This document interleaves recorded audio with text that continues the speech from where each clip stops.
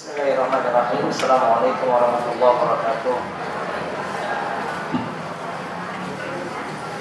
Innal hamdalillah nahmaduhu wa nasta'inuhu wa nastaghfiruh wa na'udzu billahi min shururi anfusina wa min sayyiati a'malina. Man yahdihillahu fala mudilla lahu wa man yudlil fala hadiyalah wa asyhadu an la ilaha illallah wahdahu la syarikalah wa asyhadu anna Muhammadan abduhu wa rasuluh. Allahumma salli ala nabiyyina Muhammad wa ala alihi wa man tabi'ahum bi ihsan ila yaumiddin. Allahumma inna nas'aluka ilman nafi'a wa rizqan thayyiba wa amalan mutaqabbala.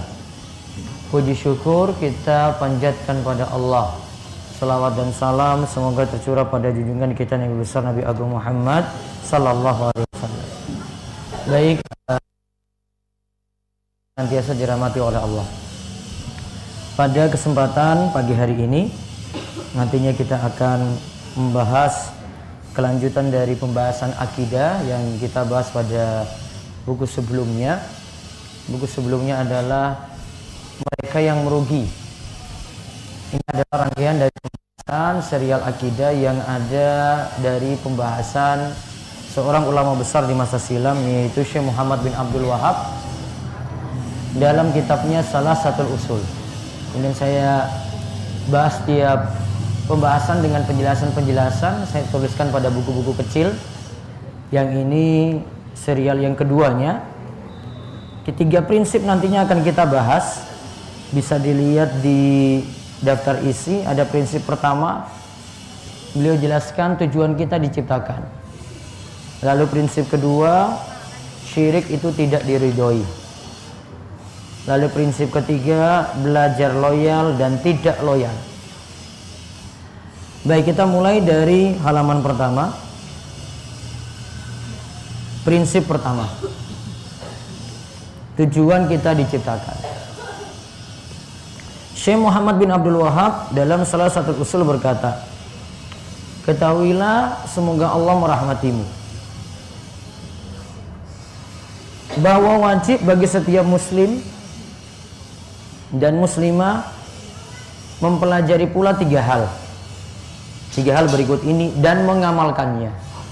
Pertama, Allah lah yang menciptakan dan memberi rizki kepada kita dan tidak membiarkan kita terlantar begitu saja, tetapi Allah mengutus seorang Rasul kepada kita. Barang siapa yang menaatinya akan masuk surga, dan barang siapa yang menentangnya akan masuk neraka. Dalilnya adalah firman Allah, inna arsalna ilaikum rasulan syahidan alaikum kama arsalna ila fir'auna rasula fa'asa fir'aunur rasula fa'akhadnahu akhdhaw wabila. Sesungguhnya kami telah mengutus kepadamu seorang rasul sebagai saksi atas kalian, sebagaimana kami telah mengutus seorang rasul kepada Fir'aun. Lalu Fir'aun menentangnya, maka kami siksa ia dengan siksaan yang berat, dengan siksaan yang pedih. Surat Al-Muzammil ayat 15 sampai 16. Baik, ibu-ibu sekalian, prinsip pertama di sini mengajarkan prinsip akidah. Dijelaskan Allah ciptakan kita, berarti Allah sebagai pencipta. Terus selain Allah ciptakan kita, biar kita paham, memahami, mengetahui bagaimana kita berlaku sebagai hamba, maka diutuslah seorang Rasul. Siapa yang taat pada Rasul, maka dia itu akan masuk surga. Siapa yang menentang Rasul, maka dia itu akan masuk neraka. Apa dalilnya? Tadi surat Al-Muzammil ayat 15 sampai 16. Inna arsalna ilaikum rasulan, kami utus kepada kalian seorang rasul, syahidan alaikum, sebagai saksi bagi kalian, kama arsalna ila fir'auna rasulah, sebagaimana kami utus rasul juga kepada Fir'aun. Siapa rasul yang diutus pada Fir'aun? Siapa ibu-ibu? Musa. Musa diutus pada Fir'aun. Dan Fir'aun orang yang membangkang sekali, menyatakan ana rabbukumul a'la, aku adalah Rob kalian yang paling tinggi. Fa'asa Fir'aunur rasulah, Fir'aun durhaka pada Rasul. Siapa yang didurhakai oleh Fir'aun? Nabi Musa alaihissalam. Dia tidak mau manut pada Nabi Musa. Fa'akhadnahu akhdau wabila, maka kami siksa Fir'aun dengan siksaan yang pedih. Kenapa kok dibawa di sini Musa? Kenapa enggak langsung sebut saja siapa yang durhaka kepada Nabi Muhammad maka dia akan diberi siksaan yang pedih? Ayat ini menjelaskan Nabi sebelumnya dulu. Kalau Nabi sebelumnya sudah terbukti ada yang dapat siksaan, yaitu pengikutnya Nabi Musa alaihissalam. Mereka dapat siksaan. Karena apa? Karena nggak mau manut, nggak mau nurut kepada Nabi Musa alaihissalam. Nabi Musa ajarkan ajaran tauhid, mereka tidak mau ikuti. Nah, akhirnya mereka kan dapat siksa. Maka harusnya umat Muhammad yang hidup di masa beliau dan yang saat ini ada, harusnya ambil pelajaran dari umat sebelumnya. Kalau dulu Fir'aun itu disiksa dan pengikutnya itu disiksa gara-gara tidak mau mengikuti Nabi Musa alaihissalam, tidak mau nurut, tidak mau patuh pada Nabi Musa, maka demikian juga umat Muhammad sallallahu alaihi wasallam tidak mau mengikuti Muhammad, tidak mengikuti Rasul Muhammad sallallahu alaihi wasallam, sama seperti pengikutnya Musa. Enggak mau taat pada beliau, maka akan dapat siksa.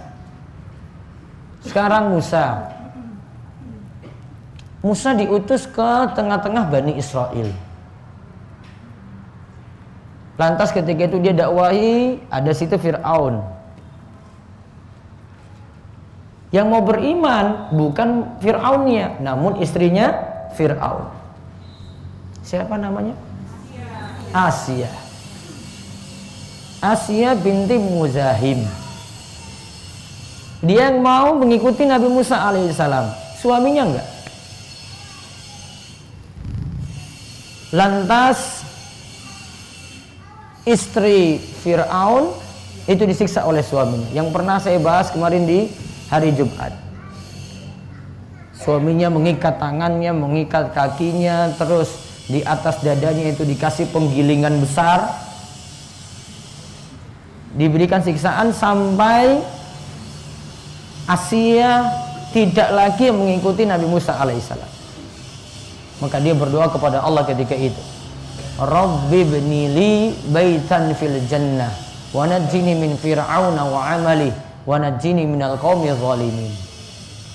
Ya Rabbku, bangunkanlah bagiku rumah di surga, bangunkanlah untukku rumah di surga. Wa najjini min fir'aun, dan selamatkanlah aku dari Fir'aun, wa amalihi, dan tindakan jahatnya. Wa najjini minal qaumi zalimin, dan selamatkanlah aku dari orang-orang yang zalim.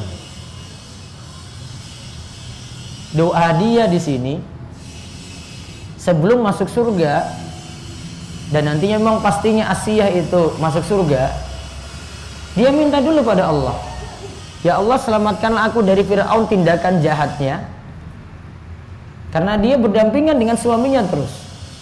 Dan selamatkanlah aku dari orang-orang zalim. Berarti orang-orang sekitarnya Fir'aun yang bertindak zalim juga. Ada faedah di sini yang para ulama sebutkan dari ayat ini tentang doanya Asia tadi. Ibu kalau mau beli rumah, ya, kalau mau beli rumah, karena tadi disebutkan rumah ya, pertama kali jenengan itu cek rumahnya dulu atau tetangga sekitar? Apa dulu, Bu? Mana yang harus dilakukan? Nanti nyambung dengan ini tadi. Mana yang dilakukan, Bu? Cek rumah, rumahnya bagaimana, bagusnya, atau cek tetangga dulu baru cek rumah? Enggak, ibu-ibu kayak bagaimana tuh? Saya biar tahu sendiri. Apa yang dilakukan oleh ibu-ibu? Cek rumah dulu kan? Nah, lain kali kalau mau beli rumah, cek lingkungan dulu. Tahu, Bu, kenapa? Coba lihat doanya tadi Asia apa? Selamatkanlah aku dari Fir'aun. Dampingan dengan dia kan. Selamatkan lagi aku dari orang-orang zalim yang ada di sekitar Fir'aun kan berarti. Sebelum masuk surga. Karena dia dapat perlakuan di dunia tindakan yang jelek dari Fir'aun dan juga dari orang-orangnya. Orang-orangnya Fir'aun seperti itu. Maka para ulama simpulkan dari ini saja dapat ambil pelajaran, kalau mau beli rumah cek dulu lingkungan sekitar. Baru nanti ibu cek rumah tadi, daripada nyesal nanti. Sudah dapat rumah bagus, Masya Allah, ini rumahnya harganya Masya Allah. Ternyata lingkungan sekitar, oh kayak begini, sudah masuk rumah padahal. Akhirnya pengen pindah dari situ. Aduh, saya nggak betah lingkungan saya ini kayak gini, kayak gini, kayak gini, kayak gini. Paham ibu-ibu? Paham ya? Nah, besoklah kalau mau beli rumah lagi. Kayak gitu. Cek apanya dulu tadi? Tetangga sekitar. Tanya-tanya ini lingkungannya gimana nih? Ah, ini non muslim apa bukan? Wah, ini nanti kesehariannya bagaimana? Muamalah dengan mereka itu bagaimana gitu. Mereka tangga-tangga yang baik atau tidak? Ini ibu-ibunya senang ngerumpi apa tidak? Nah, gitu. Dicek dulu, cari informasi-informasi itu. Nah, baru setelah itu cek rumah. Nah, kalau pas sudah, jenengan ambil itu. Namun kalau nggak pas, nah cari lagi dari lingkungan dulu. Itu pelajaran dari kisah Asia tadi. Karena dia berdoa tadi, selamatkanlah saya dari Fir'aun. Wah, dia barengan suaminya terus. Selamatkanlah juga aku dari orang-orang yang zalim. Wah, karena ada pengaruh dari lingkungan juga buat dia jadi jelek tadi. Baru nanti dia masuk surga kelak. Karena dia meminta untuk keadaannya di dunia dulu saat ini. Nah, kesimpulannya seperti itu. Nah, nanti ada kaitannya dengan bahasan kita, Bu. Dari doa Asia ini. Nanti pada prinsip ketiga, yaitu diminta kita itu loyal kepada yang beriman, tidak loyal kepada yang berbeda keyakinan alias tidak beriman. Karena ketika kita itu menjalani agama, iman kita itu makin terjaga kalau didukung oleh orang-orang sekitar kita dan kita loyal kepada mereka. Dan agama kita jadi rusak karena masalah lingkungan juga. Maka kita tidak loyal kepada lingkungan yang seperti ini atau teman seperti ini dan tidak dukung juga dalam hal-hal keyakinan yang sangat pautnya dengan mereka. Nah, sekarang kita lihat dulu, kita diciptakan untuk beribadah kepada Allah. Allah berfirman, "Wa ma khalaqtul jinna wal insa illa liya'budun." Tidaklah aku menciptakan jin dan manusia melainkan untuk beribadah kepadaku. Ini adalah tujuan Allah menciptakan jin dan manusia untuk beribadah kepadanya. Semua rasul mengajak untuk beribadah kepada Allah. Maksud dari beribadah kepadanya adalah mengenal dan mencintai Allah, juga kembali kepadanya serta berpaling dari selainnya. Namun ibadah semakin sempurna jika kita mengenal Allah. Semakin kita mengenal Allah, semakin sempurnalah ibadah kita. Demikian dijelaskan oleh Syekh Abdul Rahman bin Nasir As-Sa'di dalam kitab tafsirnya tentang ayat tadi. Di sini dijelaskan ada kata yang disinggung oleh Syekh As-Sa'di di sini. Semua rasul mengajak untuk beribadah pada Allah. Semua rasul dari sebelumnya. Nabi pertama Nabi Adam alaihissalam. Rasul pertama siapa, Bu? Nabi pertama Adam. Rasul pertama siapa? Rasul pertama, Bu? Beda nggak antara Nabi dan Rasul? Apa bedanya? Nabi apa? Dapat wahyu nggak dua-duanya? Nah, terus Nabi tidak wajib menyampaikan gitu kepada umatnya. Kalau Rasul wajib. Namun ada Nabi juga menyampaikan pada yang lainnya ada. Definisi yang tepat Nabi dan Rasul itu, Nabi dapat wahyu, Rasul dapat wahyu. Namun Nabi diutus kepada kaum yang masih sepaham. Kepada kaum yang masih sepaham. Jadi nggak banyak konflik. Kalau Rasul diutus kepada kaum yang tidak sepaham. Ya, Rasul diutus kepada kaum yang tidak sepaham. Berarti konfliknya lebih banyak. Makanya ada istilah nabi atau rasul ulul azmi. Lebih mulia dari 25 nabi yang lainnya. Ada siapa ulul azmi? Nuh. Terus Ibrahim apa Musa dulu? Ibu-ibu, Ibrahim apa Musa dulu? Ibrahim. Terus Musa, terus Isa, terus Muhammad. Ini cobaannya lebih berat. Mereka para rasul karena tantangannya dengan kaum yang bertentangan. Kalau nabi nyampaikan wahyu juga sama. Namun yang didakwahi itu tidak terlalu bertentangan dengan dia. Dia bahkan cuma melanjutkan saja ajaran sebelumnya bisa. Namun kalau Rasul, wah pertentangannya itu berat sekali. Dia dakwahi yang ada kesyirikan, dia dakwahi yang jauh dari syariat, dia dakwahi orang-orang yang menyimpang banyak. Maka cobaan dari para Rasul berat. Nah sekarang Nabi pertama tadi siapa? Siapa? Ada Rasul pertama Nuh alaihissalam. Rasul pertama Nabi Nuh. Karena awal muncul kesyirikan itu dari zamannya Nabi Nuh alaihissalam. Ya, awal kesyirikan itu munculnya dari zaman Nabi Nuh alaihissalam. Kemudian sekarang syariatnya, Bu, nanti bedakan ada ajaran inti. Ajaran inti semua nabi dan rasul itu sama, semua mengajarkan tauhid. Nabi Nuh ya sama dengan Nabi Ibrahim, sama dengan Nabi Musa, sama dengan Nabi Isa, sama dengan Nabi kita Muhammad sallallahu alaihi wasallam. Sama itu semua ajarannya. Ajaran intinya adalah ajaran tauhid. Yang beda apa? Syariat, penjalanan syariat dari masing-masing nabi.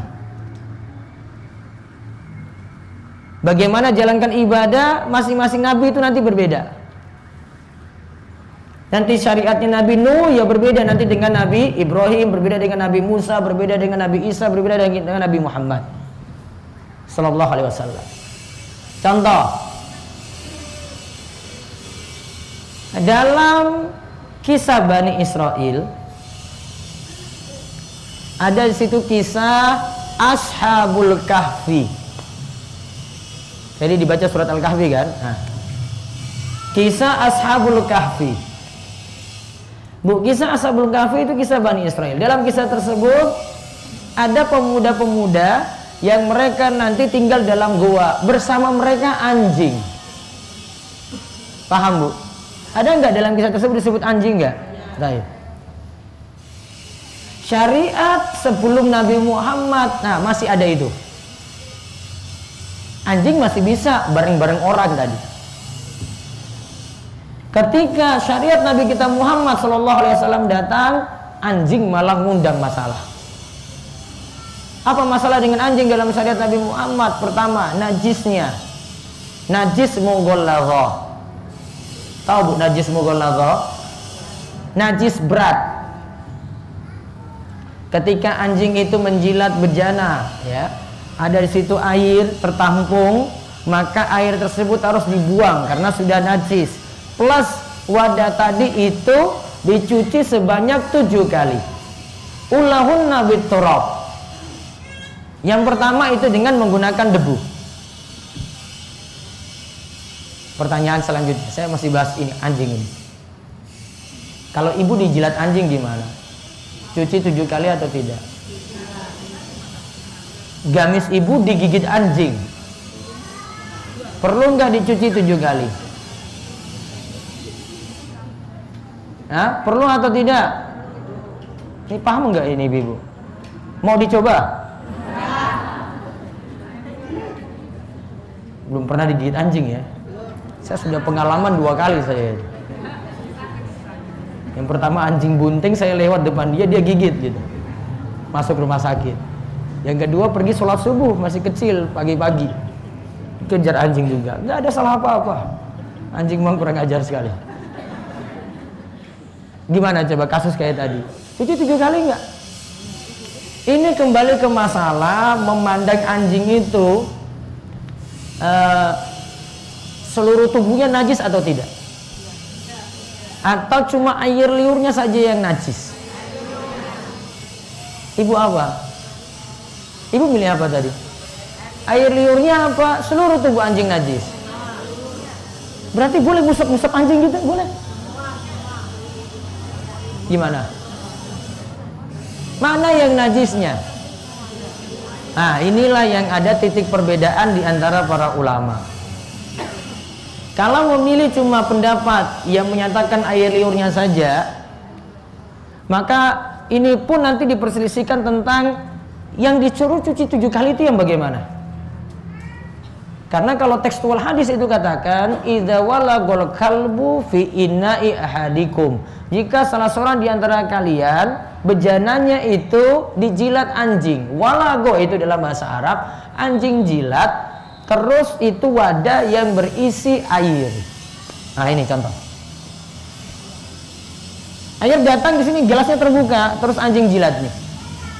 Maka wadah ini airnya jadi najis, wadah ini kemudian saya cuci 7 kali. Namun walago tidak disebut untuk benda yang kering. Seperti tadi, gamis misalnya ada anjing yang jilat atau gigit gitu.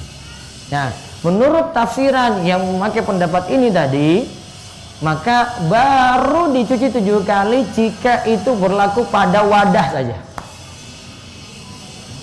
Paham ini? Sehingga kalau anjing tadi jilat untuk kain, menggigit kaki gitu, cukup dihilangkan saja najis tadi tanpa cuci 7 kali. Masalah najis iya. Namun untuk cuci 7 kali cuma berlaku untuk yang menjilat wadah. Paham ini? Berarti kalau tadi jilat kain atau gamis ya, maka cuma ibu bersihkan saja seperti cuci biasa sampai najisnya hilang. Yang diperintahkan untuk cuci 7 kali cuma berlaku untuk wadah yang berisi air, seperti ada piring kemudian dijilat, sendok dijilat dan seterusnya. Karena mengamalkan tekstual hadis yang tadi saya sebutkan. Nah, perbedaannya di situ. Walaupun ini perselisihan panjang di antara para ulama. Kalau dalam mazhab Syafi'i yang asalnya yang ibu pegang dari dulu, ya saya tahu ibu tuh pegang dari dulu pendapat seluruh tubuh anjing itu najis. Nah, ini karena background mazhab Syafi'i di negeri kita. Terus mudarat anjing yang kedua, kalau yang pertama tadi najisnya mughalladhah, ya berubah lagi ketika tadi di masa Ashabul Kahfi, sekarang di masa Nabi Muhammad SAW syariatnya berbeda. Anjing jika dipelihara, maka pahala orang yang memelihara anjing tadi akan berkurang 1 hari 1 kirot. Kalau yang Nabi SAW sebutkan 1 kirot, itu semisal Jabal Uhud. Jabal Uhud berarti Gunung Uhud. Gunung Uhud itu gimana Ustaz? Itu 8 kilo bu, panjang gunung tadi. Berarti gunung yang besar enggak? Gunung besar. Artinya pahalanya setiap hari berkurang banyak. Ya, pahalanya setiap hari berkurang banyak. Itu lantaran apa? Memelihara anjing. Yang ketiga, mudaratnya. Anjing jika ada dalam rumah, maka malaikat tidak mau masuk dalam rumah. Sebagaimana kisah Jibril ketika janjian dengan Nabi SAW mau bertemu di rumah Nabi, Jibril nggak kunjung datang. Lantas dicek dalam rumah, ternyata dapat seekor anjing kecil ketika itu. Didapati kemudian dikeluarkan. Dan itu tidak sengaja, ini bukan pelihara, nggak sengaja masuk. Maka anjing tadi dikeluarkan. Maka Jibril tiba-tiba datang. Kemudian Nabi SAW tanya, kenapa kamu itu datang telat? Maka ketika itu Jibril jawab, kami para malaikat tidak bisa masuk dalam rumah. Jadi bukan Jibril saja, para malaikat secara umum tidak masuk dalam rumah yang di situ terdapat gambar, suar. yang dipajang. Plus di situ ada anjing. Terserah itu anjing besar ataupun anjing kecil. Maka syariat yang tadi saya sebut itu berbeda, yang sebelum Nabi Muhammad SAW dan sesudahnya. Sehingga tidak bisa beralasan dengan kisah Ashabul Kahfi untuk memelihara anjing. Paham Ibu ya? Kisahnya berbeda. Itu kisah di Bani Israel. Syariat yang ada berbeda. Syariat yang ada pada Nabi Muhammad SAW, nah itu tadi. Ini yang kita ikuti. 3 hal tadi yang disebutkan mudarat oleh Nabi kita Muhammad SAW. Jadi bahayanya di situ. Dan ini menunjukkan yang tadi saya sebut, untuk syariat masing-masing Nabi berbeda. Syariatnya berbeda ya. Namun kalau untuk ajaran intinya sama, semua memperingatkan syirik. Ya, ajaran intinya sama, semua memperingatkan syirik. Nabi Ibrahim juga ingatkan kesyirikan, Nabi Nuh juga ingatkan kesyirikan, Nabi Musa juga ingatkan kesyirikan, Nabi Isa juga ingatkan kesyirikan, sampai Nabi kita Muhammad sallallahu alaihi wasallam. Dan Allah katakan walaqad ba'atsna fi kulli ummatin rasulan an ibudullaha wajtanibut taghut. Sungguh kami telah utus pada tiap umat itu seorang rasul. Misinya apa? An ibudullah, sembahlah Allah, wajtanibut taghut, dan jauhilah para taghut. Taghut singkatnya apa? Taghut itu adalah segala sesembahan selain Allah. Walaupun nanti ada pembahasan lengkapnya. Lihat lagi dalam buku Ibnu Katsir rahimahullah menjelaskan maksud ayat dengan mengatakan bahwa tidaklah Allah menciptakan jin dan manusia kecuali untuk beribadah kepadanya. Dan itu bukan berarti Allah butuh kepada mereka. Allah suruh kita beribadah kepada Allah, namun Allah tidak butuh pada kita. Jadi Allah sama sekali tidak butuh pada kita. Tidak butuh untuk kita kasih sesuatu pada Allah, tidak. Kita yang sebenarnya butuh pada Allah untuk ibadah tadi. Dari Ali bin Abi Thalib, dari Ibnu Abbas menyatakan bahwa yang dimaksud liya'buduni adalah beribadah kepadaku baik dalam keadaan patuh maupun terpaksa. Maka pokoknya kita diperintahkan untuk beribadah kepada Allah saja. Baik di situ kita terpaksa atau tidak. Sholat, ya, contoh sholat bu. Sholat nggak bisa pakai alasan. Pokoknya sholat itu wajib. Terserah ketika itu ibu lakukan dalam keadaan terpaksa. Tetap itu dihitung ibu lakukan kewajiban. Sama juga kadang ibu paksa anak sehingga anak tadi lakukan sholat dalam keadaan terpaksa. Tetap itu ibadah seperti itu. Ibadah itu terserah, mau patuh lakukan ataukah dalam keadaan terpaksa. Kalau itu kewajiban, pokoknya lakukan. Kadang butuh paksaan. Maka nggak boleh ibu itu alasannya, wah saya itu malas maksa anak. Ah sudahlah, biarkan dia tidur pagi aja lah. Sudahlah, biarkan dia nanti bangun jam 6 kemudian siap-siap berangkat sekolah gitu. Oh nggak boleh. Kalau ibadah mesti dipaksa, ya dipaksa. Ibadah seperti itu. Nggak ada alasan, wah saya mau biar anak nanti sadar sendiri. Iya, kapan mau sadar kalau nggak dipaksa sewaktu-waktu gitu. Harus suatu kondisi dalam kondisi dipaksa ketika itu. Dan ibadah seperti ini. Kemudian Ibnu Jurayj yang berkata bahwa yang dimaksud liya'buduni adalah untuk mengenalku. Kita diperintahkan untuk mengenal Allah Subhanahu wa taala. Karena ibadah bisa jadi sempurna kalau kita mengenal Allah dengan benar. Cara mengenal Allah bagaimana, Bu? Cara mengenal Allah bagaimana? Baca Al-Quran, kaji dalam hadis. Kenalnya dari mana lagi? Dari nama-nama Allah, dari sifat-sifat Allah. Kita temukan dalam Al-Quran ada nama-nama Allah, ada sifat-sifat Allah. Sifat-sifat Allah, nama-nama Allah begitu banyak, tanpa batas nama-nama dan sifat Allah. Saya sudah pernah singgung kalau nama dan sifat Allah itu tidak boleh dibatasi, Bu. Adapun penyebutan dalam hadis cuma 99 nama. Ini 99 jika ibu ketahui terus amalkan 99 nama tersebut. Dan aslinya nama Allah lebih banyak daripada itu. Bahkan ada ulama yang tetapkan 300, ada yang 1000, ada yang lebih daripada itu. Yang jelas gini, kalau ibu temukan satu hadis, situ membicarakan Asmaul Husna lengkap, sebutkan 99 nama sekaligus, nama-namanya lengkap disebutkan, ketahuilah bahwasanya hadis tersebut hadis yang dhaif atau hadis yang lemah.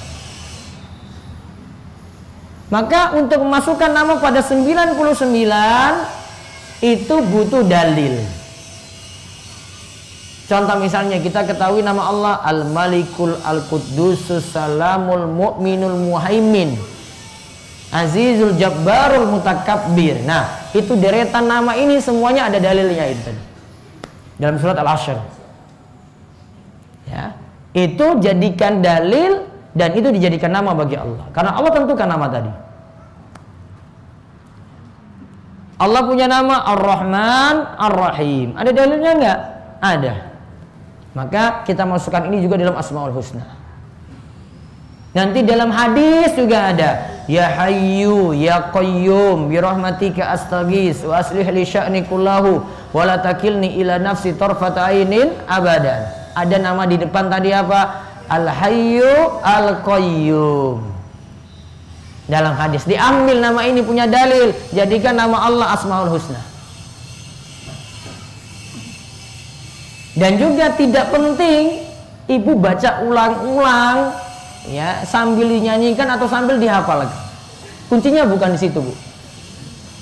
Ibu mau hafal ini bolak-balik nggak paham-paham juga nggak manfaat. Kuncinya adalah ibu tahu ini makna-maknanya tanpa hafal, ibu tahu maknanya terus saya jalankan konsekuensinya. Sudah, ibu sudah menjalankan Asmaul Husna. Allah punya nama Ar-Rahman Ar-Rahim, Maha Pengasih, Maha Penyayang. Berarti apa sikap saya sebagai manusia? Kalau Allah saja memberi kasih sayang kepada siapapun, saya praktekkan juga saya beri kasih sayang kepada siapapun. Contoh prakteknya, kita praktekkan itu kepada makhluk. Nabi SAW sebutkan, Innallaha katabal ihsana ala kulli syai'. Allah itu tetapkan untuk berbuat baik pada segala sesuatu. Fa idza qataltum, jika engkau membunuh, fasinul qitlah, maka bunuhlah dengan cara yang baik. Wa idza zabahtum fasinul dzibha, jika kamu menyembelih, termasuk menyembelih kurban besok, maka sembelihlah dengan cara yang baik. Wal yuhidda ahadukum syafratahu, kalau mau menyembelih hewan maka tanjapkanlah pisau. Wal yuri dzabihatahu, dan buat senang hewan yang nanti akan disembelih. Contoh, ini penerapan Ar-Rahman Ar-Rahim, Bu, pada makhluk. Apa tadi? Suruh buat baik kepada siapapun, makhluk juga. Nabi SAW sebutkan, kalau bunuh, bunuhlah dengan cara yang baik. Kalau nyembelih, nyembelihlah dengan cara yang baik. Contoh, kita nyembelih kurban. Nyembelih kurban itu disyaratkan, yang nyembelih muslim atau ahli kitab. Disyaratkan lagi, yang menyembelih baca bismillah. Laki-laki boleh menyembelih, perempuan juga boleh menyembelih. Bisa nggak ibu-ibu menyembelih? Hah? Kambing kecil aja nggak berani. Ibu nyembelih sah nanti sembelihannya. Misalnya ibu kurban ini ya, besok kurban. Pak, saya mau nyembelih sendiri. Silakan. Kalau saya jadi panitia, saya persilakan ibu nyembelih. Nyembelih aja, Bu. Halal hasil sembelihan ibu. Itu halal. Karena ada seorang wanita yang ketika itu nyembelih, kemudian dagingnya ini dibawa kepada para sahabat laki-laki. Mereka tanya pada Rasul, ini hasil sembilannya sah nggak? Ini nyembelih perempuan. Rasul katakan sah sembilannya itu, makan untuk kalian dagingnya. Berarti boleh, halal berarti. Baca apa tadi ketika nyembelih? Ya Allah, mudah sekali. Masa kayak gini nggak bisa, Bu? Pegang pisau bisa nggak, Bu? Bisa kan? Nah, gitu aja nyembelih. Namun kalau kurban ditambahkan dengan kata Bismillah wallahu akbar. Ada kata Allahu Akbarnya, kaitannya dengan takbir ketika kita berkurban, dan takbir ketika hari-hari tasyrik, dan takbir ketika Idul Adha. Ada syariat takbirnya, maka dimasukkan ketika nyembelih Bismillah wallahu akbar. Baca Bismillah hukumnya wajib, Allahu Akbar hukumnya sunnah. Saya ulang, baca Bismillah hukumnya apa? Wajib. Baca Allahu Akbar sunnah. Dia cuma baca Bismillah saja sah. Lalu nanti disertai doa untuk sahibul kurban. Maka sahibul kurban nanti namanya disebut, plus kalau di situ dia inginkan keluarga, keluarganya disebut nggak masalah. Karena satu kurban boleh diniatkan pahalanya untuk satu keluarga. Apa syaratnya satu keluarga, Bu? Satu rumah. 2, satu dapur.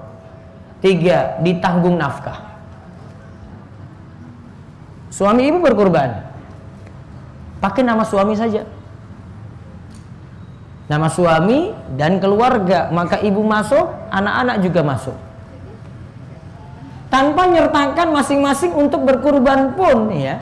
Biasanya itu orang-orang pada gilir nanti. Ini tahun ini nanti bapak, tahun berikutnya nanti istrinya, tahun berikutnya lagi anak pertama, tahun berikutnya anak kedua, tahun berikutnya anak ketiga. Setelah sudah selesai, muter lagi, bapak lagi, muter terus.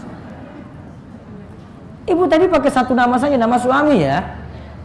Ibu sudah masuk. Nggak usah disebut-sebut pun itu sudah masuk dalam pahala, Bu. Anak-anak juga sudah masuk. Nah, ketika kurban ini disembelih, maka ucapkan bismillah Allahu akbar, Allahumma taqabbal min siapa sahibul kurbannya disebut. Namun masalahnya kita butuh waktu yang super singkat ketika penyembelihan. Sehingga kalau nama sahibul kurbannya banyak, patungan sapi berapa, Bu? Nah, 7 orang, nyebut 7 lama loh, Bu. Apalagi namanya sulit-sulit lagi namanya. Kalau namanya cuma Joko Selamat gampang sebut. Kalau nyebutnya aja sudah berat gitu loh. Pakai bin lagi, pakai binti lagi. Sudah berat. Maka jadikan di awal. Karena itu kan bukan syarat. Ini kan cuma doa. Doanya di awal. Allahumma taqabbal min siapa nama sebut. Atau cuma lihat kertas ya. Kalau saya malas baca. Saya cuma lihat aja. Sudah. Allahumma taqabbal min siapa. Sudah, saya sudah lihat nama kok. Sudah, setelah itu ambil pisau, bismillah wallahu akbar. Karena butuh timing yang singkat, nggak boleh lama-lama. Dia nggak boleh bismillah wallahu akbar sudah, terus dia baca nama lama-lama. Sapi sudah siap, kambingnya sudah siap, Bu. Apa nggak kasihan tadi dia sudah lihat pisau, coba lihat. Ya Allah, ini nggak jadi-jadi, ini kapan? Paham kan, Bu? Itu kerasa banget dia. Dia aja lihat ini kambing itu teman-temannya disembelih sana. Dia pas di sini lihat itu. Ya Allah, pertumpahan darah semuanya di situ. Dia perasaan ini ada. Maka tadi kata Nabi, senangkan hewan. Ini disendirikan. Wah, ini yang belum ini disenangkan di sana, suruh makan di sana gitu. Ya pokoknya dikelompokkan sendiri. Yang disembelih sana itu tempatnya. Jangan sampai kelihatan di balik tembok dong. Kasihan. Itu biasanya yang mau jagal itu dia sudah ambil apa alat untuk najamkan itu sudah set. Sapinya lihat gitu. Gimana perasaannya? Tapi kan punya feeling juga kan. Kasihan sekali sapinya. Ini panitia-panitia nggak tahu aturan kadang ini. Harus ngaji makanya. Nanti ibu ngomong aja lah sama panitianya. Sendirikan itu loh, ini dikasih terpal apa ada tembok di balik bangunan gitu. Yang sendirikan, yang lain yang belum disembelih. Nggak boleh ibu ngasah pisau itu depan dia, nggak boleh. Atau sebelum disembelih pamer-pamer gitu. Nggak boleh takut-takutin. Itu darinya sudah reba, baru pisau itu keluar. Ini sudah jatuh sapinya, kambingnya sudah jatuh kan, ambil pisaunya, baru sembelih, lepas sudah. 3 urat terputus, 4 urat terputus, sudah dibiarin. Itu contoh namanya Rahman, Ar-Rahman, Ar-Rahim dijalankan pada makhluk. Itu yang tadi saya sebutkan contoh, Bu. Itu ulama-ulama sebutin kayak gitu loh. Itu praktekkan untuk hewan coba. Sampai sapi kayak gitu diperlakukan, sampai kambing kayak gitu diperlakukan, diajarkan. Maka Asmaul Husna manfaatnya kayak gitu tuh diterapkan. Bahamnya tadi baca apa, Bu? Bismillah, terus Allahu Akbar. Tanpa ada solawat. Jadi nggak usah Bismillah Allahu Akbar Allahumma sholli ala nabiyina Muhammad wa ala ali Muhammad kama sholaita ala Ibrahim, enggak. Selawat nggak perlu. Kenapa selawat tidak perlu? Kalau menurut Imam Abu Hanifah selawat tidak perlu dikarenakan dikhawatirkan orang-orang yang berkurban malah punya niat kurban ini untuk Kanjeng Nabi. Nggak boleh. Ya Abu Hanifah katakan, wah dia khawatirkan nanti kurbannya malah kalian tujukan pada Nabi Muhammad dong, bukan pada Allah. Tadi sudah betul pakai bismillah, namun ujung-ujungnya seperti itu. Jadi salawat nggak masuk, yang masuk tadi apa? Takbir. Bismillah wallahu akbar. Itu berlaku itu yang beli pada Idul Adha, yang pada hari tasyrik pertama, hari tasyrik kedua, hari tasyrik ketiga. Karena sebenarnya nanti kita masuk Zulhijjah. Kalau Idul Adha itu hari Ahad tanggal 11, berarti 1 Zulhijjah itu hari Jumatnya, Bu. Namun mulai dari Kamis sore maghrib. Paham, Bu? Ya, 1 Zulhijjah hari Jumatnya, Ji. Berarti mulai dari malam Jumat maghrib itu sudah 1 Zulhijjah. Ya, kalau Idul Adha-nya hari Ahad tanggal 11. Paham ya? Nah, saya terangkan ini nanti, ini ada syariat takbir tadi dari awal, itu nanti sampai hari tasyrik. Ditambah lagi, ibu yang sudah punya niatan kurban sebelum masuk 1 Zulhijjah, ini terutama untuk suami ya, tidak boleh motong kuku, tidak boleh motong rambut. Dari kapan tadi? 1 Zulhijjah. Kamis itu 1 Agustus ya. Nah, berarti Kamis sorenya itu. Maka siang-siangnya dia sudah bersih-bersih diri dulu. Bilang suami mandi, potong kuku, potong rambut. Ya, ada bulu-bulu yang dia nggak tahan untuk lama ini. Karena lama, butuh waktu lama kan. 10 hari lebih. Dia cukur dulu. Diingatkan sebelum maghribnya. Setelah masuk maghrib, nah itu tidak boleh potong kuku lagi, tidak boleh potong rambut sampai nanti hewannya disembelih. Kalau disembelih tanggal 10 berarti sampai di situ nanti. Paham ini, Ibu? Itu syariatnya ya. Nah, jadi sejak 1 Zulhijjah, siapa tadi yang berlaku? Suami. Makanya tadi ibu nggak usah pakai banyak nama. Kalau banyak nama ibu kena. Kalau tadi cuma 1 nama suami, Bu, suami yang kena. Kalau ibu mau ikut-ikut, ya sudahlah saya lagi. Ya sudah, berarti ibu jalankan sunnah ini. Repot juga kan ibu. Ini selama dia dari tanggal 1 Zulhijjah sampai tanggal 10, nah, tidak boleh motong kuku, tidak boleh motong rambut. Seandainya terjadi ada yang motong kuku, potong rambut, korbannya sah atau tidak sah? Tadi cuma perintah di luar syariat kurban. Kenapa kok syariat itu ada? Ini ingin disamakan seperti syariatnya haji. Dalam haji itu ada pensyariatan tidak boleh motong kuku, tidak boleh motong rambut. Ini cuma ngambil sebagian larangan saja. Pakai wangi-wangi masih boleh. Untuk suami tadi pakai wangi-wangi masih boleh. Kalau yang orang umroh atau haji nggak boleh tadi. Kalau sudah ihram nggak boleh tadi pakai wangi-wangian. Kalau ini masih boleh. Ya, ini berlaku sampai hewan kurbannya itu disembelih. Syariatnya apa lagi? Tadi yang saya sebut takbir. Takbir itu nanti mulai dari tanggal 1 Zulhijjah. Itu disyariatkan takbir. Mulai dari tanggal 1, berarti dari malam Jumat tadi ya, takbir. Takbirnya sifatnya mutlak, bebas. Bebasnya gimana? Ibu kemana gitu, takbir aja. Dalam mobil takbir, mau berkendara takbir, lagi lampu merah takbir gitu. Sendiri, kalau ibu cukup lirik, kalau laki-laki boleh jahar. Umar bin Khattab masuk ketika awal-awal Zulhijjah, dia masuk di pasar-pasar, dia takbir di situ. Dan orang-orang ketika itu ikut bertakbir. Berarti masuk mall juga takbir juga berarti. Ustaz, nanti yang lain nilai gimana? Biarin, mereka kan nggak tahu syariat. Saya itu waktu di Saudi, ini sudah jadi hal biasa. Orang awam pun tahu, yang pekerja umum pun tahu. Ini bukan hanya orang-orang yang tahu agama, umum tahu. Sudah masuk Zulhijjah, saya lihat Pak dosen saya itu keluar dari ruangannya. Dia masuk musola. Sudah dari tempat dia itu keluar dari kantor itu, dia takbir terus sampai nanti masuk shop. Apa ini, dia takbir terus. Ternyata dia praktekkan sunnah ini. Allahu Akbar, la ilaha illallah, Allahu Akbar, walillah ilham. Dia ulang-ulang terus, jahar dia. Karena saya tahu, saya dengar dia baca apa. Sampai masuk shop. Kalau orang Saudi sudah biasa kayak begini. Dan di sana kalau sudah masuk Zulhijjah itu sudah kayak libur besar. Kalau kita libur besar itu mau lebaran Idul Fitri kan. Sana itu lebaran haji, Idul Adha itu baru libur besar, liburnya panjang. Kalau kita itu kayak, wah, makanya orang Saudi kalau lihat orang Indonesia, Idul Fitri kok ramai sekali. Kalau mereka tuh biasa-biasa aja, sudah selesai puasa ya sudah makan lagi. Kalau mereka, Idul Adha itu baru libur panjang. Dari tanggal 1 itu sudah mulai kegiatan itu sedikit.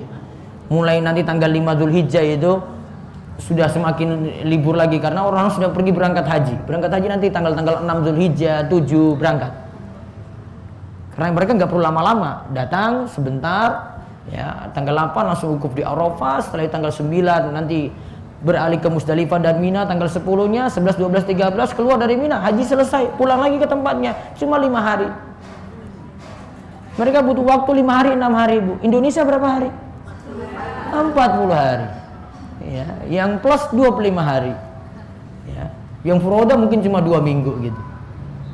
Cepat.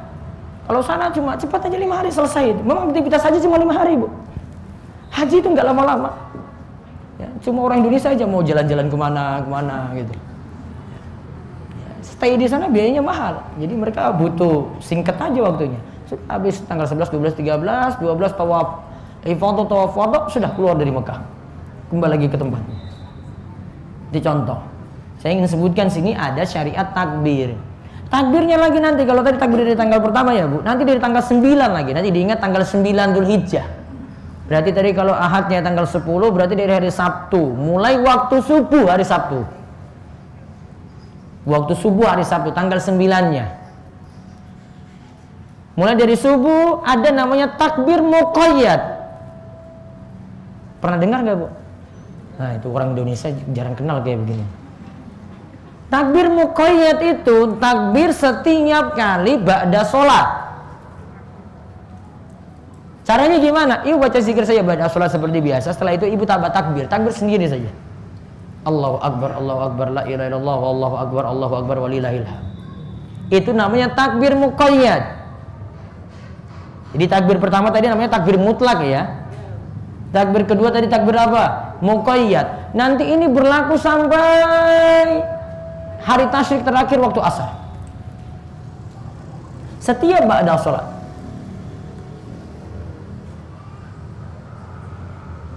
Jadi ada 2 takbir Bu. Takbir mutlak dan takbir muqayyad. Ini juga sudah ada dalam buku-buku kitab Syafi'iyah. Penentuannya kayak tadi saya sebutkan. Ada syariat takbir. Syariat yang lainnya nantilah kapan-kapan baru saya jelaskan. Dicontoh syariat-syariat di awal Dzulhijjah. Ya, syariat-syariat di awal Dzulhijjah. Jadi Dzulhijjah itu banyak beramal nanti. Orang yang beramal ketika awal Dzulhijjah itu bisa kalahkan jihad, Bu. Kecuali jihad yang wajib. Namun kalau itu jihadnya sunnah, ibu lakukan amalan apapun di awal Dzulhijjah bisa kalahkan amalan jihad. Maka di situ ibu bisa puasa sunnah, bisa takbir tadi, bisa jalankan syariat tadi. Kalau laki-laki tidak boleh potong kuku, potong rambut misalnya. Lakukan amal soleh yang lainnya. Awal-awal Dzulhijjah. Awal Dzulhijjah ini diantaranya disebut atau dipuji dalam firman Allah surat Al-Fajr. Ayat kedua. Walayalin ashar. Dan demi lail malam yang 10. Salah satu penafsiran dari para ulama maksudnya adalah dan demi 10 hari pertama dari bulan Dzulhijjah. Salah satu tafsirannya seperti itu. Menunjukkan kalau ada keistimewaan dari 10 hari pertama Dzulhijjah. Sekarang itu tanggal 26 Bu. Sebentar lagi siap-siap. Ya, siap-siap tambah amal ketika itu di awal-awal Dzulhijjah tadi. Ada pokoknya mulai hari Jumat besok. Ya, malam Jumatnya ya mulai berarti hari Jumatnya, malam Jumat, hari Jumatnya terus sampai nanti menjelang Idul Adha itu. Dan jangan dilupakan puasa tanggal 9 Dzulhijjah. Puasa apa? Arafah. Ibu mau puasa di tanggal 1 boleh, namun jangan tinggalkan yang tanggal 9. Ustaz, kalau saya datang bulan gimana? Ya sudah, pasrah pada Allah. Mau gimana lagi? Ada qadha atau tidak? Tidak ada qadha kalau untuk puasa sunnah. Ya luput sudah. Saya perlu ganti enggak dengan puasa lain? Tidak ada. Lalu diingatkan lagi hari Idul Adha tidak boleh puasa, hari-hari tasyrik tidak boleh puasa, haram untuk puasa. Ahadnya misalnya Idul Adha tadi ya, Senin, Selasa, Rabu, ibu mau puasa Senin seperti saat ini misalnya. Enggak boleh, dosa malahan. Karena itu hari tasyrik. Hari tasyrik masih hari untuk makan dan minum. Jadi tiba-tiba ibu puasa pagi-pagi itu Senin langsung batalkan tuh siang-siang juga.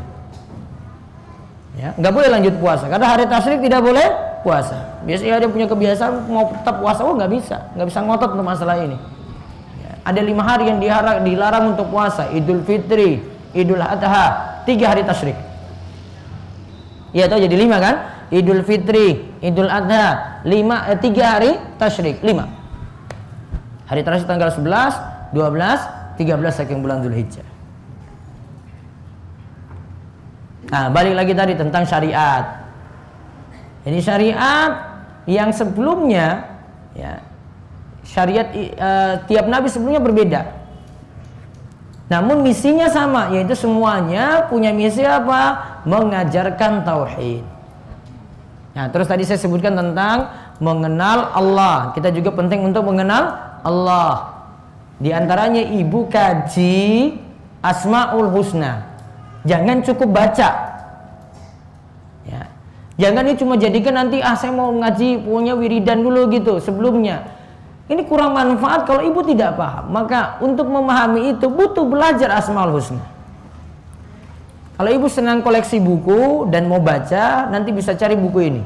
Fikih Asmaul Husna. Karya Syekh Abdul Razak bin Abdul Muhsin Al-Badani. Fikih Asmaul Husna. Karya Syekh Abdul Razak. Terbitan Darussunnah kalau tidak salah. Yang saya punya warna biru Darussunnah. Ibu kaji itu.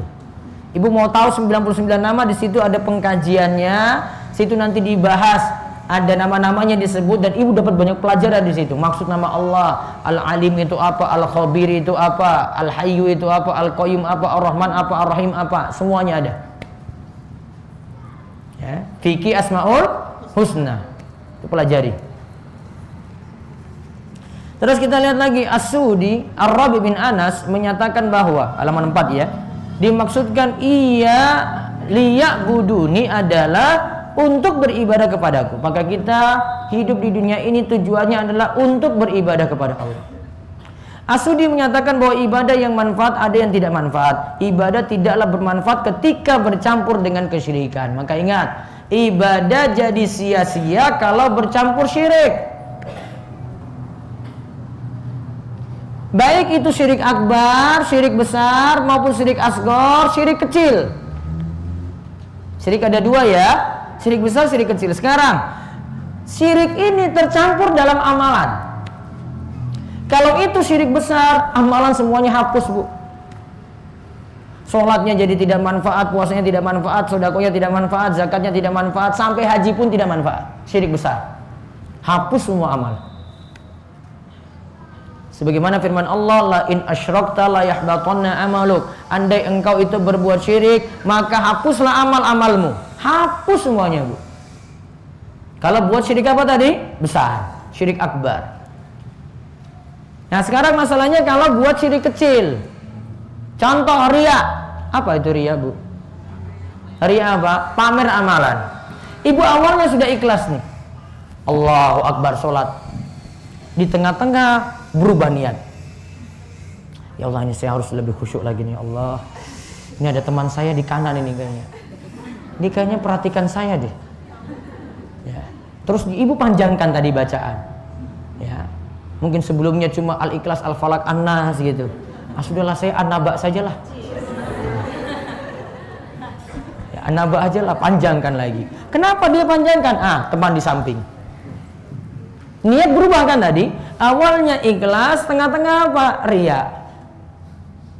Campur syirik situ, Bu. Apa sikap ibu saat ini? Kalau ibu tidak hapus amalan ini, kalau tidak hapus riya ini, ya, amalan rusak semuanya, Bu. Sholat tidak diterima. Jadi dari awal sampai akhir rusak tadi. Gara-gara riya masuk tengah-tengah. Namun ketika ibu baru sadar, ya Allah, ini niat nggak benar nih, sudahlah. Ya, saya normal seperti biasa. Ya, akhirnya ibu biasakan lagi seperti biasanya ibu kerjakan, nggak lagi cari niatan untuk dipuji. Maka kembali lagi, amal tadi berarti ikhlas, amalnya jadi tidak masalah.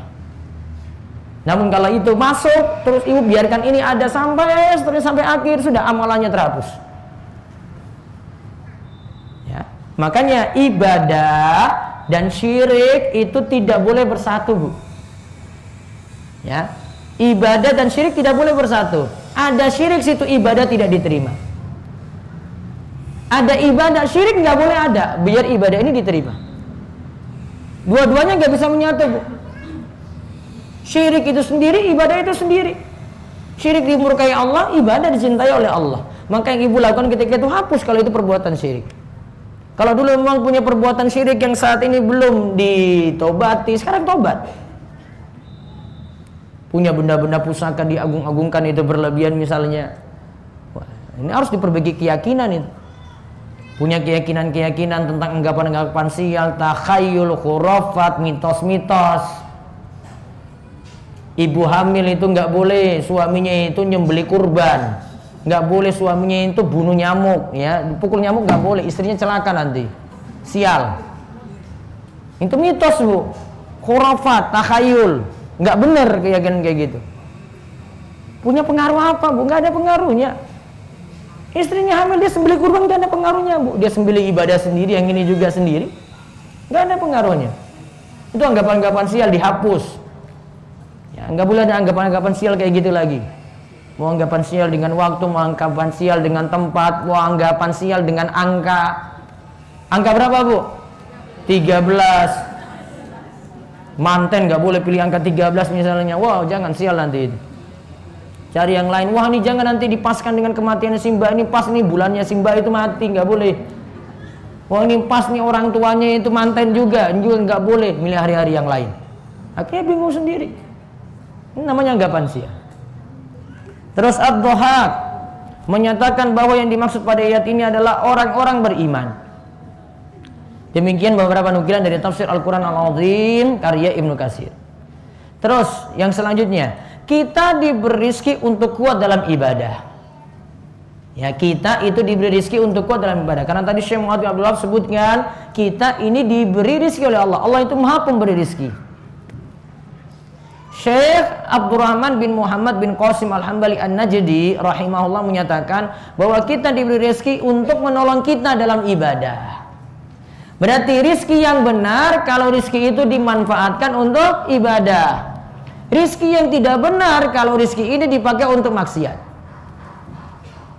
Dan itulah namanya nikmat yang benar. Nikmat yang hakiki, nikmat yang benar jika dimanfaatkan untuk ibadah.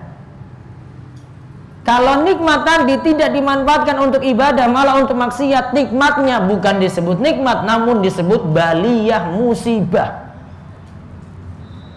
Sebagaimana kata seorang ulama di masa silam, Abu Hazim berkata, kullu nikmatin la tuqarribu ilallahi azza wa jalla fahiya baliyah. Setiap nikmat yang tidak mendekatkan kita kepada Allah, maka itu bukan nikmat namun baliyah. Baliyah itu apa? Musibah.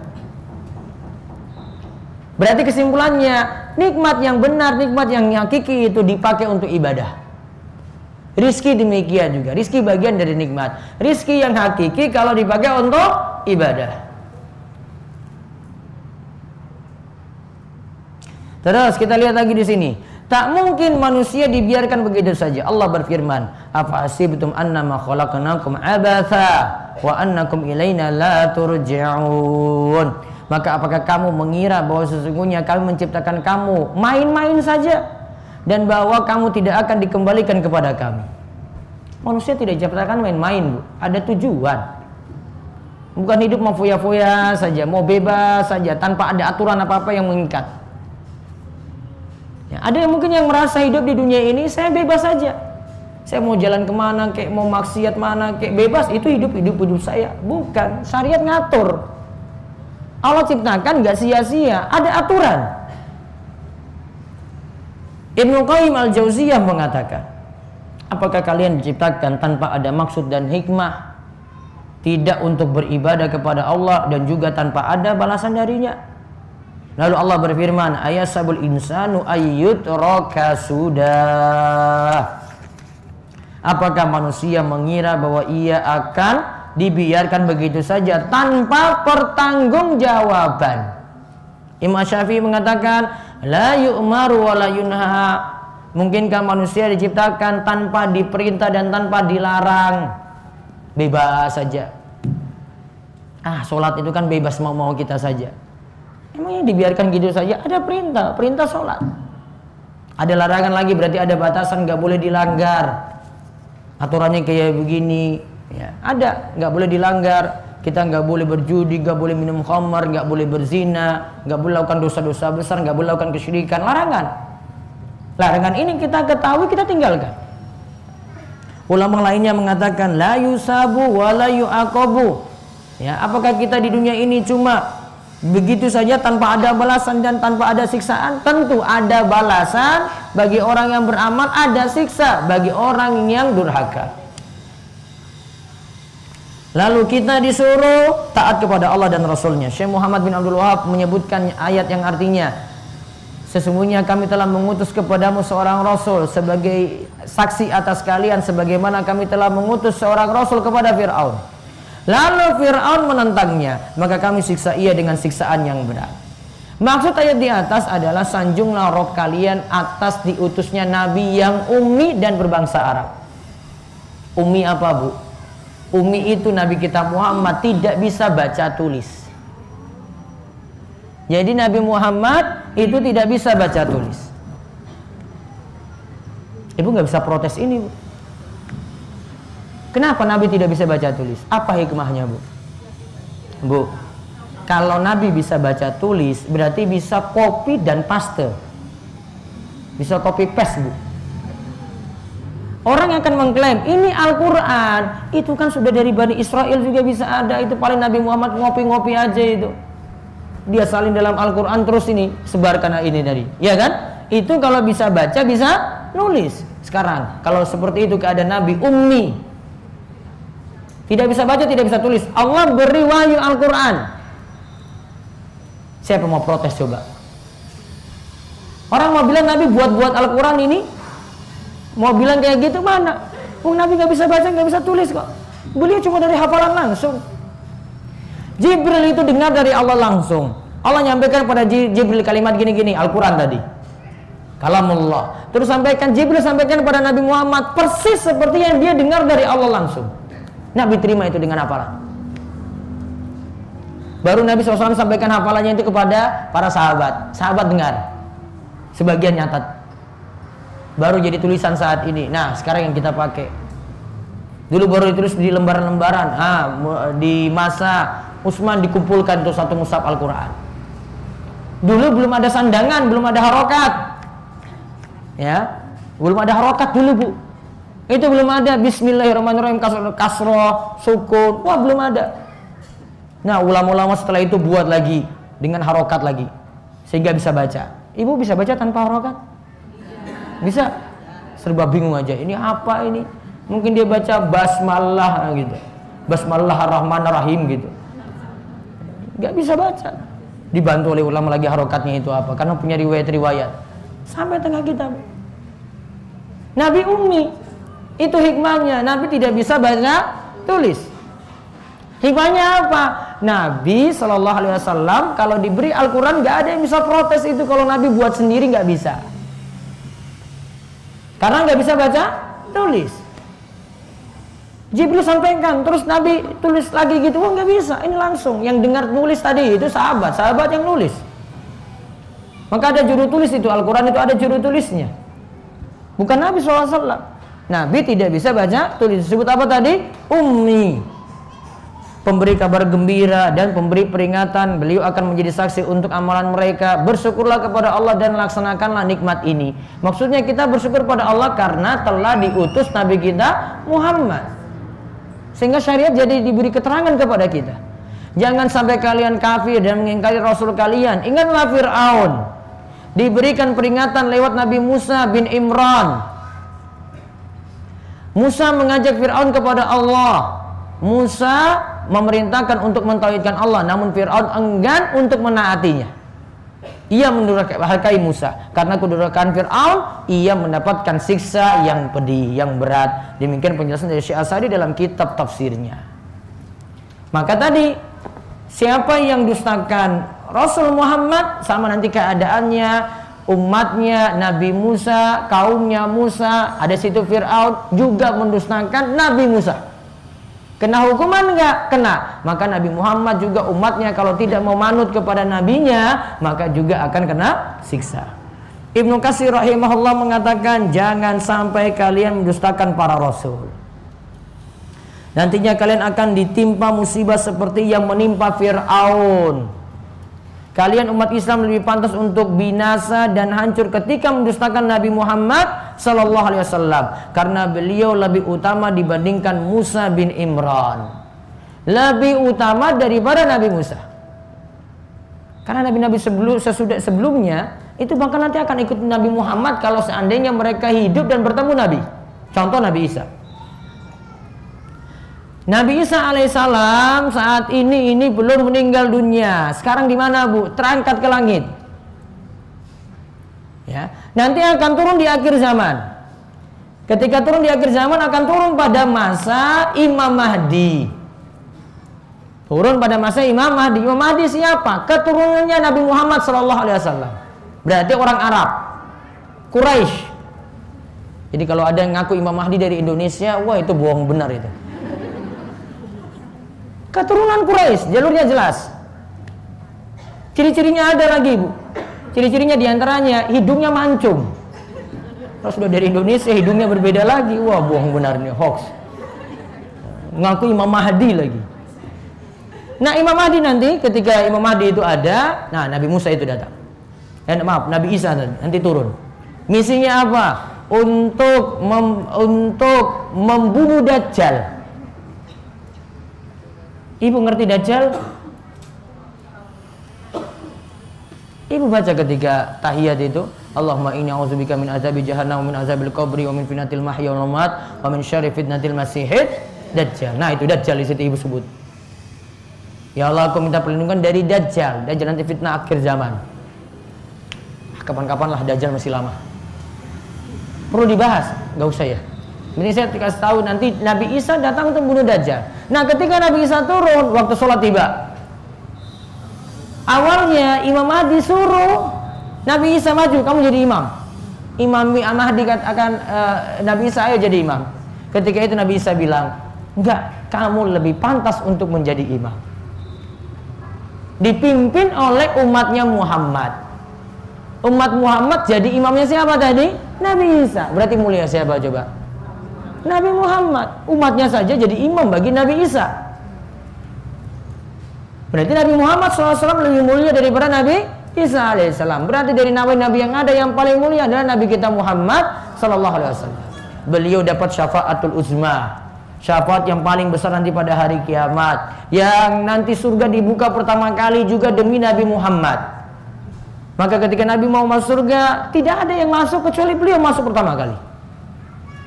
Itu syafaat besar bagi kita umat Nabi Muhammad SAW.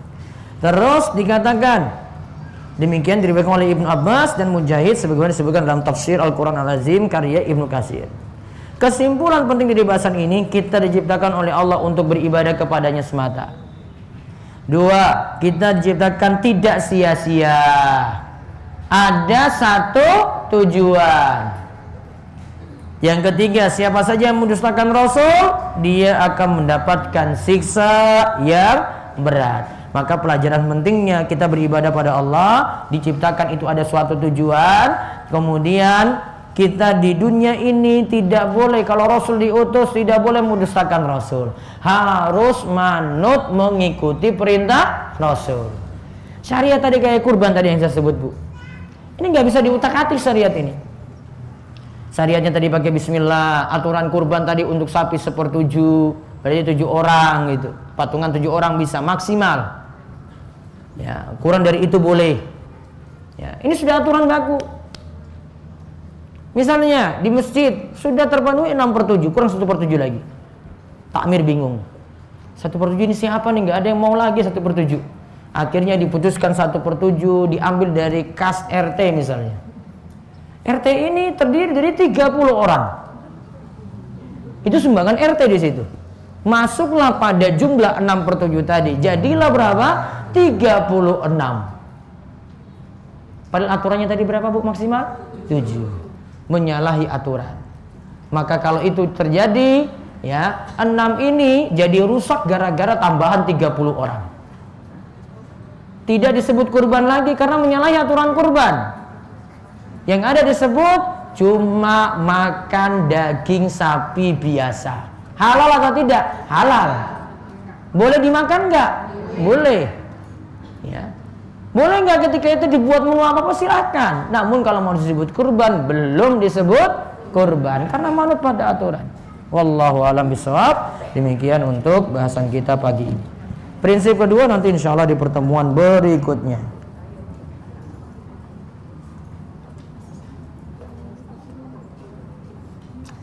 Ustadz, bagaimana kalau ada patung ayam jago di atas rumah? Oh, atas rumah. Apa ia harus dibuang? Dan bagaimana dengan foto keluarga yang terpasang di dinding? Aduh, ayam jagungnya bisa dipotong nggak itu di atas? Yang dilarang kalau dipajang dalam rumah. Kalau ini tidak terlalu masalah. Tapi bagusnya dihilangkan lebih bagus. Terus yang kedua, foto keluarga yang terpasang di dinding diturunkan, masukin dalam album, sudah close. Hah? Stiker anak-anak dicabut, simpan.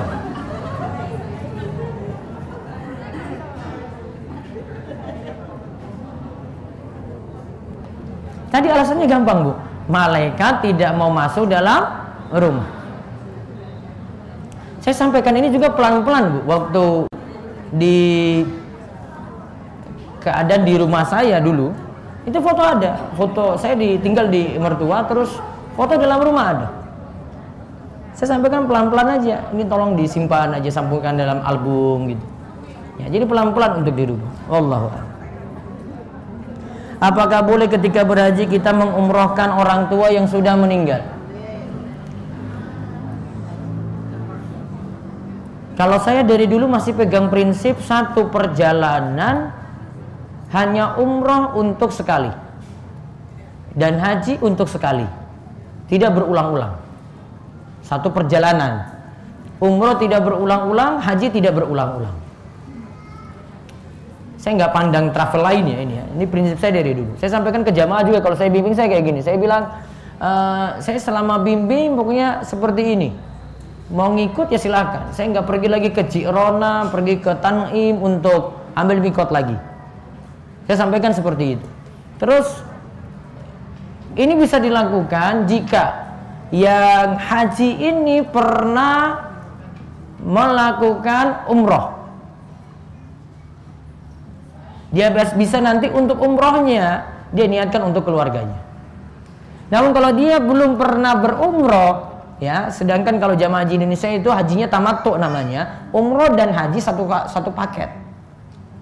Maka dia tidak bisa umrohkan lagi untuk keluarganya, kecuali nanti dia umroh lagi berikutnya dia niatkan untuk keluarganya. Namanya badal umroh. Badal umroh ada.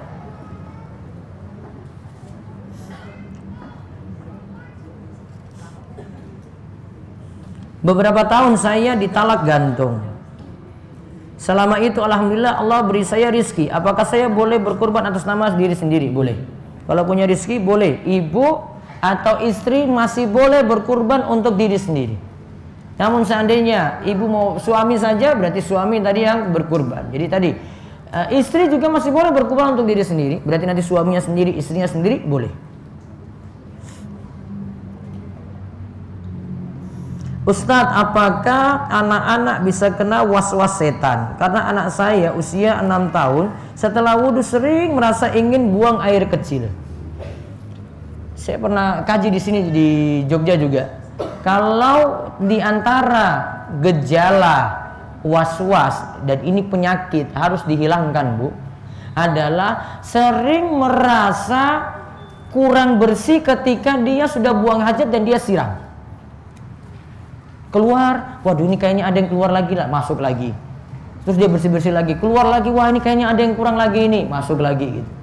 Itu gejala was-was. Solusinya gimana, Bu? Sudah yakin bersih, sudah keluar. Untuk hindari was-was lagi, kalau Nabi SAW itu sarankan untuk kasus kayak begini, ya, maka setelah dia buang air kecil, setelah itu kemaluannya dibasahin lagi, celananya dibasahin. Sehingga kalau dia keluar dari situ, dia khawatir ini kok celana saya itu basah. Bukan, itu bukan celana basah tadi karena kamu sudah ciprati dengan air. Nah, maka was-was tadi jadi hilang. Jadi ini was-was yang nggak benar. Kalau sudah yakin itu bersih, sudah. Ya, nggak perlu berulang kali. Mau ulang lagi masuk, setan beri was-was lagi. Itu kamu masih kurang lagi. Bolak-balik 10 kali bolak-balik kamar mandi. Ya, jadi nggak perlu seperti itu. Jadi kalau dia merasa ingin buang air kecil, pastikan angin keluar nggak. Kalau angin keluar berarti wudhu batal. Dia ulang wudhunya. Namun kalau tidak, masih ragu-ragu, ini kayaknya keluar, baru kayaknya berarti belum yakin. Pegang yang yakin, buang yang ragu-ragu. Jika kita berkurban lewat yayasan untuk bakti sosial di daerah tertinggal, nama kita sebagai sahibul kurban perlu disebutkan atau nama yayasan yang disebutkan? Nggak boleh pakai nama yayasan, Bu. Kalau ini 7 orang namanya disebut. Jadi tadi misalnya kambing atas nama yayasan, ya tadi berarti cuma sedekah biasa, bukan kurban. Sapi juga demikian. Nah, ini kalau pakai nama yayasan berarti bukan kurban, itu namanya ya sedekah biasa, cuma bantu-bantu orang. Sama dengan nama perusahaan, sama dengan nama kelompok, nama MT, majelis taklim gitu. Ya, karena ini dari sumbangan orang banyak. Sedangkan kurban kambing 1 urunan, kalau sapi itu 1/7 berarti 7 orang. Ada yang berpendapat memotong kuku itu kukunya hewan. Bu, kukunya kambing ngapain diurus? Saya balik tertawa kalau dia bilang kayak gini. Kukunya kambing ngapain diurus ya, Pak? Rambutnya, tadi kan bulu dan rambutnya, ngapain ngurus bulu dan rambut kambing? Paham nggak? Apakah kambing dibebankan syariat? Perintah tadi kan nahan, tidak boleh potong kuku, tidak boleh potong rambut. Kan yang kena beban syariat manusia. Ibu punya kerjaan apa? Mau suruh kambing ngapain coba? Ya, kalau ada yang bikin kayak gini, ustadznya harus rujukin. Ngawur pendapatnya. Kalau ustadz nyampaikan kayak gini ngawur, saya tertawa kalau lihat kayak begini. Karena nggak ada pendapat ulama dari sampai sekarang ini, baru muncul nih kalau di negeri kita. Imam Nawawi, yang lainnya, orangnya di situ tidak boleh orang yang kurban, ya. Karena awal hadis sebutkan orang, tidak boleh orang yang kurban memotong kukunya dan rambutnya, karena beban syariat pada orang, bukan pada hewan.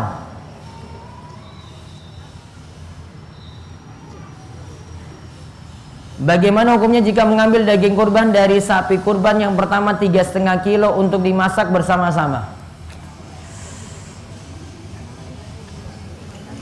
Tidak boleh. Rinciannya, saya punya kajian kurban sendiri hari Rebu. Rebu datang, Bu. Baru saya bahas tuntas. Korban untuk orang yang sudah meninggal dunia. Boleh atau tidak? Boleh. Niatannya sedekah jariyah. Korban 1 kambing katanya lebih baik daripada 1/7 sapi. Ya. Dari sisi afdolnya, Nabi SAW biasanya berkurban dengan hewan utuh. 1 kambing, 1 domba, 1 sapi, 1 unta gitu, utuh.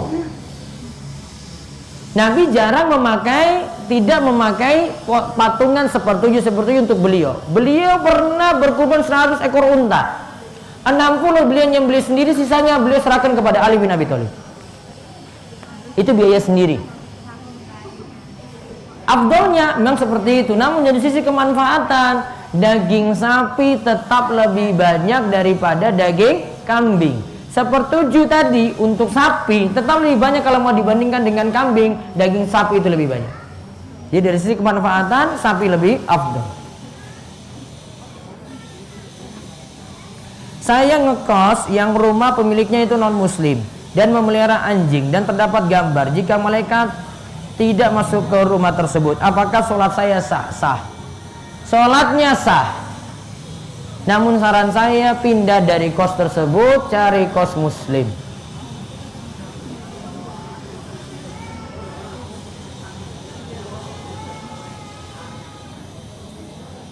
Mana yang dilakukan antara mengkodok puasa Ramadan atau puasa Syawal? Puasa kodok dulu, baru kemudian puasa Syawal. Apakah kalau kurban harus menyebutkan ini untuk si A, B, atau C, atau cukup atas nama suami saja? Atas nama suami saja sudah cukup untuk 1 keluarga.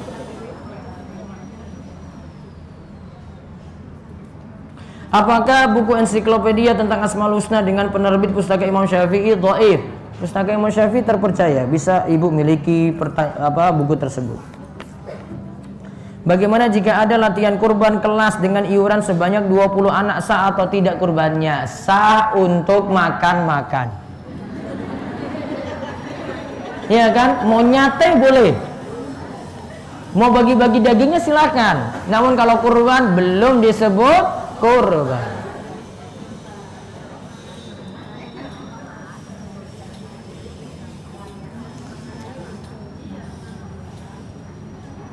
Sebagai kebiasaan kaum wanita adalah melakukan arisan. Apakah arisan ini diperbolehkan, haram atau tidak? Boleh nggak bu arisan? Ibu dapat pertama, seterusnya bayar kan? Utang berarti. Ibu dapat paling belakangan. Ya, ibu nyicil terus kan, akhirnya tarik belakangan, nabung berarti. Nabung boleh nggak? Boleh. Utang boleh nggak? Berutang boleh nggak? Punya utang boleh nggak? Ya sudah. Kalau itu dua-duanya boleh, arisan boleh berarti.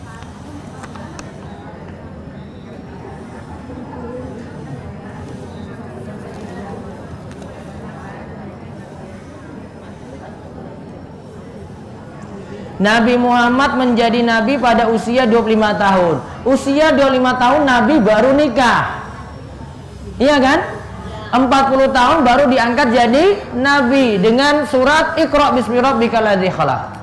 Setelah itu datang wahyu berikutnya, surat Al-Mudatsir, baru beliau ya diangkat jadi rasul. Dan antara wahyu pertama dengan wahyu kedua itu jaraknya tidak lama sebenarnya. Sebagian ulama katakan diterima wahyu pertama pada bulan Ramadan, akhir-akhir pas Lailatul Qadar, pas malam-malam akhir-akhir 10 hari terakhir, ya sekitar Lailatul Qadar di situ.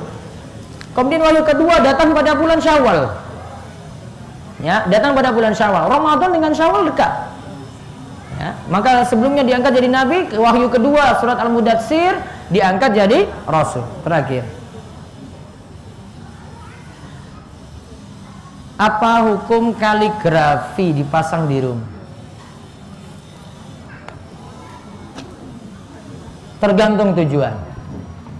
Kalau tujuannya itu jadi raja, raja itu nganggap tulisan ini nanti bawa keberkahan, bawa keselamatan, nanti buat rizki lancar. Jadi syirik.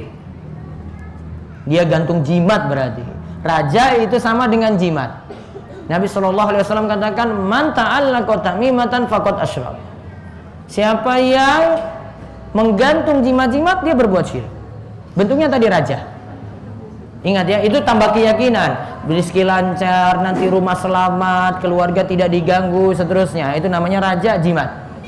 Kalau selain itu, wallahu a'lam. Yang jelas kalau tadi tujuan seperti itu, yang terlarang. Baik, tadi banyak seputar kurban. Rabu saya ada pembahasan kurban khusus nanti di Jalan Perang Tritis, nanti bisa cari info di internet. Nah, itu baru saya kaji secara lengkap. Ada bukunya. Ya, dan buku itu nanti membahas kurban secara khusus insyaallah, dan pembahasannya tafsir surat Al-Kautsar.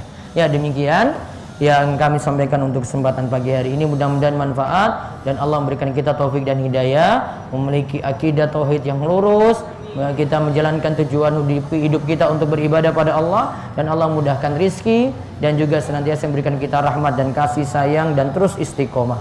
Demikian, mudah-mudahan manfaat kami cukupkan. Wabillahi taufiq hidayah. Subhanakallahumma bihamdika asyhadu an la ilaha illa anta astaghfiruka wa atubu ilaik. Assalamualaikum warahmatullahi wabarakatuh.